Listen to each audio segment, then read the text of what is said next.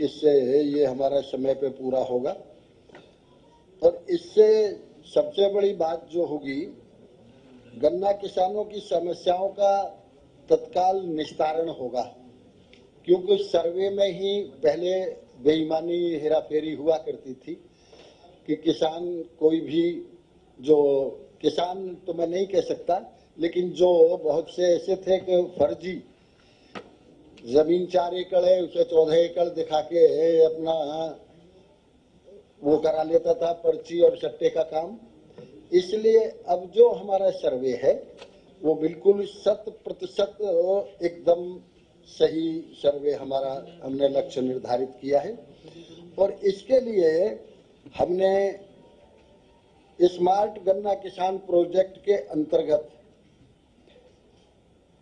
हमने इसका पूरा सर्वे कराया है, जिसमें किसी भी प्रकार की कोई धांधलेबाजी सर्वे में नहीं हो सकती। हमने एक यूनिक ग्रोवर कोड भी आवंटित किया है। यूनिक ग्रोवर कोड के द्वारा प्रत्येक किसान ये जान सकता है उसकी पर्चियां कितनी हैं, उसका सट्टा कितना है, डेट कौन सी है, उसका कितना पेमेंट आ गया, कितना पेमेंट उसका उसे लेना है। ये सारी चीजें यूनिक कोड के द्वारा किसान को पता होगा। इसलिए ये जिसमें बहुत से लोग जो गन्ने की फर्जी रसीद बना के और ये करते थे, अब उसमें किसी प्रकार की कोई धांधलेबाजी की जगह कहीं उसको नहीं मिल सकती, न इसमें कोई धांधलेबाजी हो सकती है।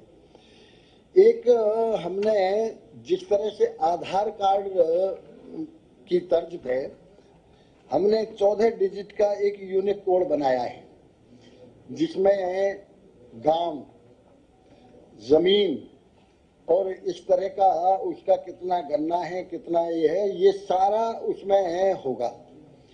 वो किसी भी प्रकार का कहीं भी यदि कोई गड़बड़ी कहीं आशंका भी करता है, मान लो कोई व्यक्ति, क्योंकि जालसाजी चल रही है, कोई व्यक्ति यदि उसमें भी गड़बड़ी करता है, जैसे एक मान लो मैंने बताया अभी कि जमीन उस पर 2 एकड़ है और 12 एकड़ वो कहीं हेरा फेरी कर दे, तो तुरंत हम यूनिक कोड से ये कंफर्म कर सकते हैं राजस्व विभाग से कि इसकी एक्चुअल जमीन कितनी है। इसलिए ये यूनिक कोड के द्वारा जो हमने आधार कोड की तर्ज पे 14 डिजिट का यूनिक कोड बनाया है, इसमें किसी प्रकार की कोई आशंका गड़बड़ी की नहीं हो सकती। इसके अलावा हमने नैनो यूरिया के लिए, क्योंकि आजकल पहले आदमी किसान जाता था बोरा लद के यूरिया के लिए, नैनो यूरिया का प्रचार प्रसार सरकार के माध्यम से किया जा रहा है। और आदरणीय योगी जी के नेतृत्व में हम लोगों ने ये लक्ष्य रखा था कि हम 1 लाख हेक्टेयर गन्ना क्षेत्रफल में नैनो यूरिया, क्योंकि आपको भी मालूम है नैनो यूरिया की वजह से एक तो पर्यावरण का कोई खतरा नहीं रहता खराब होने का, पर्यावरण में सुधार होता है। दूसरे नंबर सबसे बड़ी बात यह है कि जो पहले एक डाउट ये रहता था कि ये कहीं यूरिया नकली तो नहीं है, कहीं फर्जी तो नहीं, इस तरह का होता था। तो नैनो यूरिया से पर्यावरण के साथ साथ हमें ये भी सुविधा मिलेगी उससे लाने ले जाने में कि किसी प्रकार की। दूसरे नंबर यूरिया मास लेवल पे इंपोर्ट होता है, इसलिए हमारी विदेशी मुद्रा की भी बहुत बड़ी बचत नैनो यूरिया के प्रयोग से हो सकती है। तो हमने जो इसका लक्ष्य तय किया था, उस लक्ष्य के मुताबिक हमने 110% लक्ष्य इन 100 दिनों में पूरा किया है। गन्ना किसानों की आय में वृद्धि के लिए हमने एक 9 सूत्रीय कार्यक्रम बनाया है। इस 9 सूत्रीय कार्यक्रम में हमने जो बनाया है कि गन्ने की उत्पादकता में वृद्धि कैसे हो सकती है। गन्ने की उत्पादकता में वृद्धि के लिए हमने उनके प्रशिक्षण का कार्यक्रम बनाया है। जो हमारे रिसर्च सेंटर हैं उनको और ज्यादा एक्टिव करने के लिए हमने प्रयास किया है और उन रिसर्च सेंटरों पे उनके कार्यक्रम, उनको 15-15 दिन का प्रशिक्षण सरकारी व्यय पे हम लोग देते हैं, जिससे कि गन्ने में पहले आज से लगभग 30-35 साल पहले रिकवरी मुश्किल से 8 और 9% हुआ करती थी और आज वो रिकवरी वैरायटी जो नई नई ईजाद हुई उनके कारण आज 14% रिकवरी पे भी गन्ना है। तो इसी तरह से हमने गन्ने की उत्पादकता में वृद्धि करने के लिए क्वांटिटी में, क्वालिटी में भी और क्वांटिटी में भी, दोनों में वृद्धि करने के लिए उनके कैंप लगाए जाते हैं, उन्हें प्रशिक्षण दिया जाता है।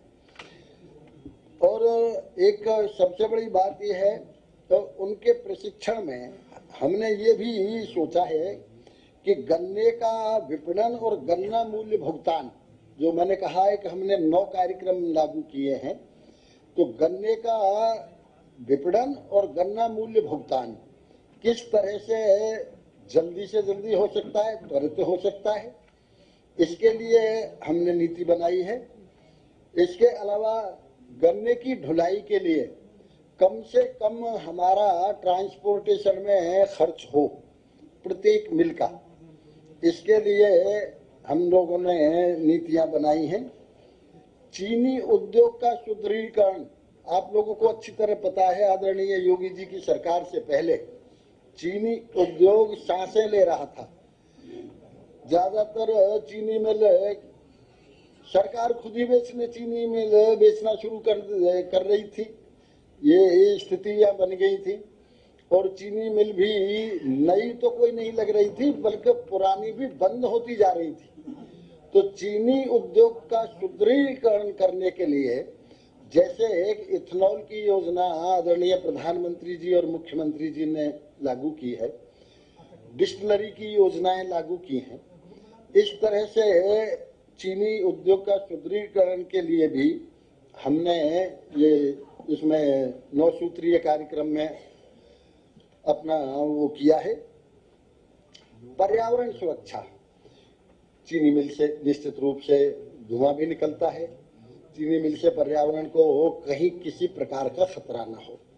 गन्ना उत्पादन से लेके और गन्ने की पेराई तक चीनी जब तक बने, डिस्टिलरी में पहुंचे, तब तक किसी भी प्रकार का पर्यावरण न हो, इसके लिए भी हमने नीति बनाई है। और परंपरागत खेती के लिए क्योंकि जितनी अन्य फसलें तो धान, गेहूं, दलहन, तिलहन, उत्तर प्रदेश की सरकार के द्वारा जो खरीद की जाती है उससे समस्त फसलों के बिकने के बावजूद लगभग 30,000 करोड़ रुपया किसान की जेब में सीधे सीधे जाता है और गन्ना उत्पादन से अकेले कम से कम 35,000 करोड़ रुपया किसानों की जेब में सीधे सीधे जाता है। इसलिए गन्ना सभी किसान की फसलों में सबसे इम्पोर्टेंट है, सबसे मुख्य गन्ना है, क्योंकि गन्ना चाहे भगवान न करे कभी ओले पड़ जाए, कभी सूखा पड़ जाए, कभी बाढ़ आ जाए, इसके बावजूद भी गन्ना किसान की सुरक्षित फसल मानी जाती है।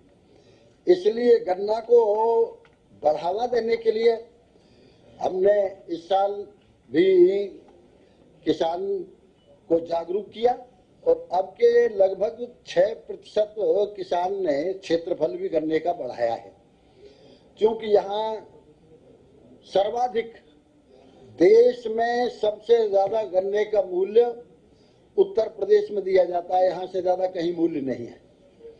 सबसे ज्यादा मूल्य यहाँ दिया जाता है, सबसे ज्यादा पैसा किसान की जेब में पूरे देश में गन्ने का उत्तर प्रदेश में जाता है। इसलिए गन्ने की पैदावार और अधिक बढ़े और अधिक क्षेत्रफल बढ़े, क्वालिटी क्वांटिटी बढ़े, इसके लिए हमने किसानों को जागरूक किया है। हमारे और चीनी उद्योग को सुदृढ़ीकरण के लिए हमने ये प्रयास किए हैं। एक नई बात जो हमने की है और जो करने जा रहे हैं आदरणीय मुख्यमंत्री जी के हाथों से बहुत निकट भविष्य में, हमारे दो तरह के मेंबर होते हैं।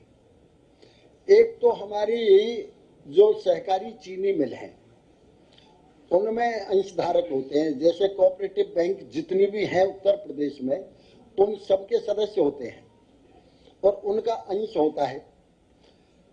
किसी जमाने में 11 रुपए रहा, किसी जमाने में 100 रुपए हो गया। एक तरह से जस्ट लाइक शेयर, जैसे कंपनियों के शेयर होते हैं इस तरह से कोऑपरेटिव में शेयर होते हैं।